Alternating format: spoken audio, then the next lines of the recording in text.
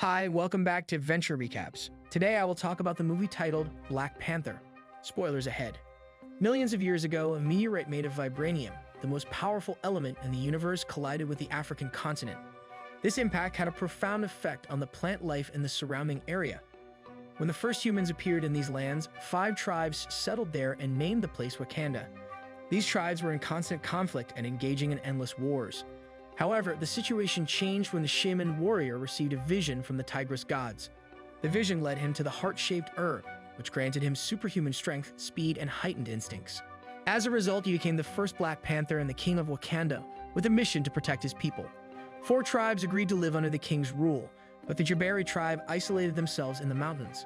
Over time, the people of Wakanda used vibranium to develop advanced technology that surpassed that of any other nation.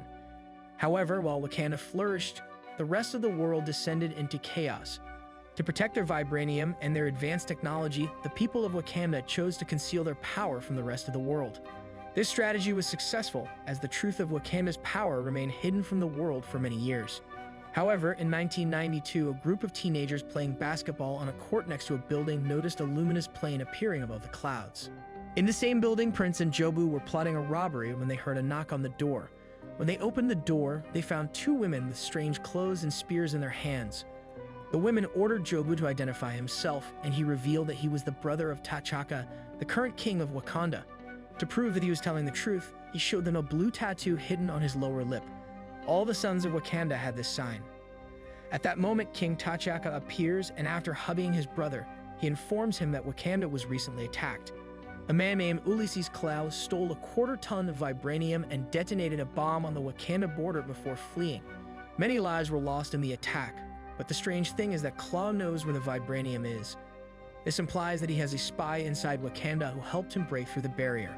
T'Chaka looks at his brother and accuses him of betraying his people, but Jobu denies the accusation. T'Chaka then asks James to reveal his true identity, and James confesses that he is Zuri from Wakanda, sent to spy on the prince. When the truth is revealed and evidence of the crime is found, T'Chaka orders his brother to return home, where he will face the council to determine his punishment. Minutes later, Eric and his friends see the plane leaving. 26 years later, King T'Chaka dies during an armed attack, and everyone expects his son T'Challa to succeed him as the new king. But before his coronation, the prince travels to the Sambisa forest on a mission to save his girlfriend, Nakia, from the hands of human traffickers. The Black Panther hides in the jungle while the smugglers take up their weapons to defend themselves against the attack. Nakia leaves the truck and helps T'Challa take out the criminals. After eliminating everyone, Nakia asks why T'Challa is ruining her mission because she's disguised as a spy at that moment. T'Challa tells Nakia of his father's death and asks her to be by his side at the coronation. Before leaving, Nakia releases all the prisoners and tells them to go home. When they return to Wakanda, we see unparalleled beauty of this place surrounded by mountains. Contrary to what the rest of the world believes that Wakanda is a poor third-world country, the truth is that they are the best on the planet, and they have technologies that cannot be found anywhere else on Earth. Upon landing, they are greeted by Queen Ramonda and Princess Shuri, who tells him she has made some updates to his costume. Meanwhile, in London, Eric is visiting the Museum of Britain when a female employee approaches him. He showed her one of the artifacts and told her that it had been stolen from Wakanda. Suddenly, the woman falls when Eric calls for help. 2 men disguised as paramedics appear with a stretcher. Then the 2 men shoot the security guards while a woman on their team hacks the cameras so her partners can finish the robbery without the police showing up. Ulysses uses his mechanical hand to break the glass and take the artifact. Before leaving, Eric steals a mask from the museum, and they return to the ambulance where he celebrates the success of the mission with his girlfriend. The next day, the 4 tribes gather at the waterfall to watch the coronation ceremonies. When Prince T'Challa arrived, Zuri offered him the drink that removes the power of the Black Panther from his body. This way, the prince can fight fairly against whichever warrior he decides to challenge him for the throne. However, no competitor has come forward, and they accept T'Challa as their king. Suddenly, M'Baku, the leader of the Jabari tribe, appears and decides to challenge the prince for the throne. During the fight, M'Baku grabs the prince with his spear and hits his head. But upon hearing his mother's support, the prince regains his strength and resists. Suddenly, the spear pierces the prince's chest, but he manages to pull it out and take control of his opponent. As he was about to eliminate him, the prince asked M'Baku to surrender. Otherwise, you will have to kill him because that is how the winner of the duel is determined. Then, M'Baku surrenders, and the other tribes celebrate the victory of their new king, who has become known as the Black Panther. On that night, T'Challa must pass a final rite according to the tradition of his ancestors. When he drinks hearty herb tea and buries in the sand, then the new king will move to the ancestral isthmus. There he sees a tree full of Black Panthers. Among them is his father, who transforms himself to talk to him. T'Challa hugs his father and asks him to teach him how to become a great king to protect Wakanda. T'Challa tells him that he has to surround himself with people he trusts because he will face many adversities. When he wakes up, T'Challa feels so happy that he had the honor of seeing his father again. After a few days, while the king is walking in the city with Nakia, he asks her not to leave. But she tells him that she cannot live happily in this place, knowing that there are people living in misery and without any kind of support. She says that he must help them. However, T'Challa needs to keep her kingdom hidden from the rest of the world because that's how they held out for centuries. After a while, the king goes to visit Wakabi, who feeds rhinos, when he receives a call from Okoye requesting his presence in the castle.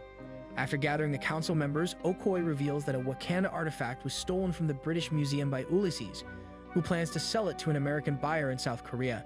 So this is the perfect opportunity to catch him and try him for his crimes. Before going on his mission, T'Challa visits his sister, who provides him with some devices to use while he is in Korea, including one with unlimited range. She also introduces him to the new Black Panther costume, which stores kinetic energy for later reuse. That night, the king arrives in Busan, Korea, accompanied by Nakia and Okoye. Upon entering the bar, the trio separates in order to find the buyer. T'Challa runs into his old friend Ross, who works for the CIA. He soon discovers that Ross is the one who will buy the merchandise from Ulysses at the same time. Ulysses arrives with a number of security guards, all armed to the teeth. Ross approaches him and asks his assistant to bring the bag full of diamonds in exchange for the stolen artifact. When Okoye is revealed, a gun battle erupts. T'Challa is forced to reveal his true identity and manages to besiege Ulysses, but he is attacked with a very powerful weapon that throws him away. Nakia and Okoye chase after Ulysses, and T'Challa's sister helps him drive his car remotely. After a while, the hero manages to destroy the first car of the enemies. Meanwhile, Okoye uses her magnetic shoes to climb over the car and throws her spear at the enemies. With one hit, she can destroy their car after taking several shots. The Black Panther's new suit is filled with stored energy. The hero jumps into one of the enemy vehicles and unleashes all the accumulated energy to completely destroy the car. When Ulysses sees that they are approaching him, he uses his mechanical arm to shoot a laser beam powerful enough to dismantle the vibranium car. Despite the attack, the warriors manage to get out unharmed and receive a ride from Agent Ross. Soon after, Ulysses destroys T'Challa's car as well. During the explosion, the Black Panther jumps on the fugitive's car and tears off one of the wheels, causing a serious accident. Ulysses gets out of the car and attacks T'Challa, but his costume absorbs all the impact. Then the king manages to rip off Ulysses' mechanical arm. During his interrogation, Ross asks Ulysses where he got this cannon arm from. The criminal tells him that his weapon is Wakanda technology made of vibranium, and that's why it's so strong. Ross thought Wakanda was a third world country and was surprised when he learned that they had such advanced technology. Then Ulysses denies that he stole all of the vibranium, claiming that what he stole represents only a drop in the sea of what they have. Meanwhile, Nakia closely monitors the security cameras and realizes that the live footage isn't being broadcasted. She suspects that they might be under attack and quickly alerts everyone about the situation. As the shooting begins, Ross bravely jumps in front of Nakia to save her, but ends up getting injured in his spinal cord. During the intense gunfight, Eric throws a grenade at them, but the Black Panther swiftly jumps over it and neutralizes the explosion with his suit. However, things take a sudden turn when a special weapon from Wakanda is used to bring down the Black Panther, leaving him surprised and puzzled. While observing the masked man who brought him down, T'Challa notices a ring that belongs to the royal family of Wakanda hanging around his neck. This discovery leaves him perplexed and raises many questions. Nakia suggests that they take him to Wakanda for treatment, and T'Challa agrees as he believes it's the best way to thank Ross for his heroism. Meanwhile, Ulysses takes Eric and the rest of his team onto a small plane with the intention of leaving the country to force T'Challa to follow his orders. However, Eric shoots the pilot and points the gun at Ulysses, who holds his girlfriend hostage, thinking it would help him survive. But Eric makes a bold move and shoots his girlfriend to pursue Ulysses. While trying to hide, he is shot in the stomach and is about to die.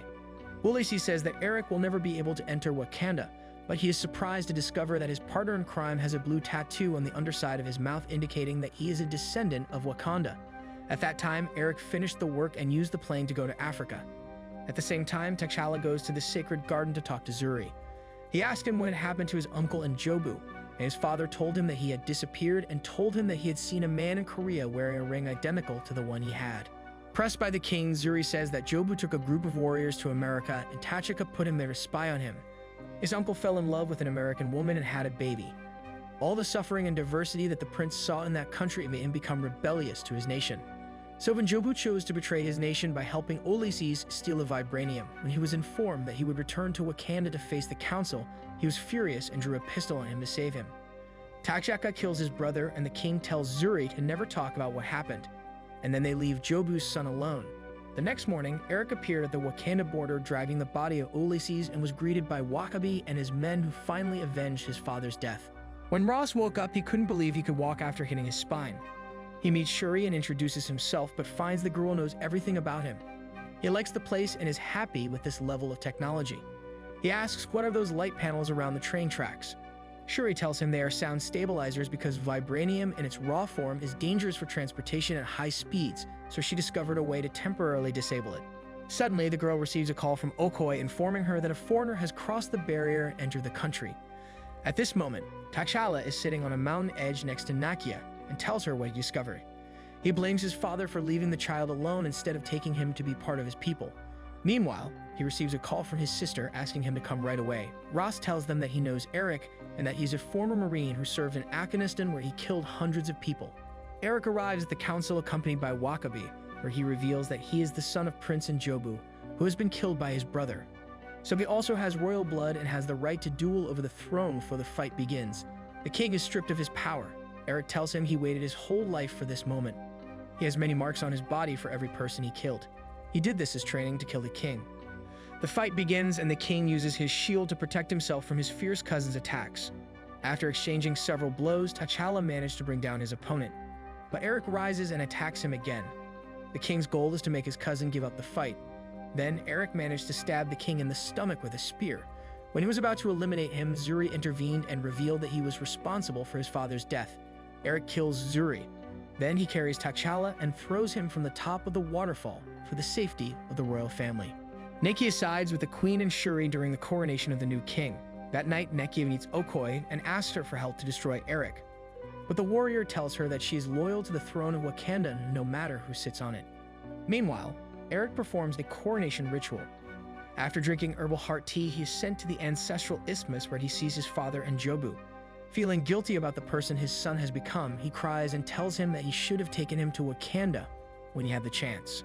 After taking Ross to the queen, Nakia has to do one last thing before she leaves. She goes to the sacred garden and steals one of the hard herbs. At that time, Eric wakes up and orders his servants to burn all herbs in the garden because he doesn't want any other king to have the powers of the Black Panther. After he sits on the throne, Eric orders to begin sending the vibranium to be used by the blacks scattered across the world to subdue their oppressors. In the mountains, the four of them walk towards the Jabari tribe where Nakia plans to give them the last bit of the heart-shaped herb. When they reach the cave, they informed M'Baku that a foreigner has become king and he is about to destroy Wakanda. When Nakia offered him the heart herb, he takes them to a secluded place where they find a big surprise in front of them, which is T'Challa, and the ice is the only thing keeping him alive. When one of the fishermen of the Al-Jabara clan found him in a coma on the side of the river, the queen prepares the drink and gives it to her son. Minutes later, T'Challa wakes up, bent on getting the crown back. Shuri hands her brother the Black Panther necklace. Then T'Challa asks for a moment alone with M'Baku. He thanks him for saving his life, and the man claims he was paying off a debt. T'Challa asks the leader of Jabari to lend him some warriors to help him regain the throne, but M'Baku refuses to do so. T'Challa returns and demands a fight because there was no surrender, and he is still alive. But Eric refuses to duel again and claims that he is now the king. He orders his servants to send the ships containing equipment made of vibranium to different parts of the planet. At this point, Shuri had already arrived at the lab, and she had Ross help her destroy the plane before those powerful weapons fell into the wrong hands.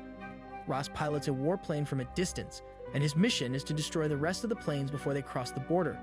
To defend his current king, Wakabi leads his men into battle against T'Challa, but Okoye decides to support her former king and orders her warriors to confront Eric. A great war begins, and the Black Panther must fight those who were once his allies. Nakia decides to confront Eric while Shuri uses her vibranium pistol to try to neutralize the threat. When the Black Panther sees his sister about to eliminate it, he uses the power of his suit to throw everyone and runs toward her cousin and through him. When they fall on the tracks of a train, T'Challa asks his sister to run the train until the stabilizers deactivate the vibranium suit. This way, Eric will be unprotected. Meanwhile, on the surface, the warriors surround the king's garrison and force them to surrender. Then the warriors of the Jabari tribe appeared and attack everyone who opposes them. During the fight, T'Challa was on the verge of defeat, but he takes advantage of the situation when the stabilizers are on to take the dagger out of his cousin's hands and pierce his chest. In the last minutes of his life, Eric asks to see the sunset because his father always tells him that the sunset in Wakanda is the most beautiful of all. T'Challa took him to the top of the mountain and granted his cousin his last wish. After re-establishing his place on the throne, the king thanks Nakia for being loyal to his family. He asks her to stay with him in Wakanda and assures her that he will help her achieve her goal. After several days, T'Challa traveled to Auckland with Shuri and told her that he had bought the building where his uncle had died and the buildings around it to create the first Wakandan Global Awareness Center. Nakia will be the supervisor while Shuri will lead the scientific and information exchange. Thank you for joining us on this journey through Black Panther. We hope you enjoyed reliving this piece of art. If you want to keep up with our latest movie recaps and reviews, be sure to hit that subscribe button and turn on notifications so you never miss an upload. Don't forget to leave a comment below to let us know which movies you want us to recap next, and feel free to share this video with your friends and family who love movies as much as we do. Thanks again for watching, and we'll see you in the next video.